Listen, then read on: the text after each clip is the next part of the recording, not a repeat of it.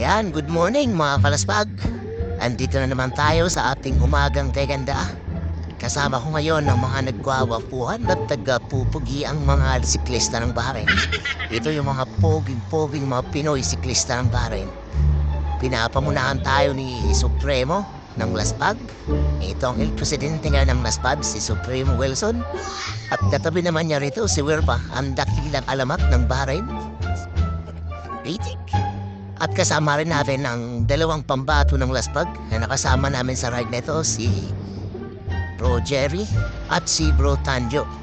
Bali, nandito nga kami ngayon sa Sheikh Nasser Loop dahil muli na namang binuksan ang loop na ito sa mga siklista. Meron itong 10 kilometers sa isang ikot. So sinubukan namin kung talagang maganda na yung kalsada. At yun, napatunayan namin na makinis na ang kalsada, bagong asfalto, bagong pintura, at safe na safe mag-ride dito dahil wala talagang sasakyan na dadaan dito. So bali, easy ride lang kami ngayon dahil tapos na yung mga trato nila kahapon. So recovery ride lang nila ito sa tuwing Sabado.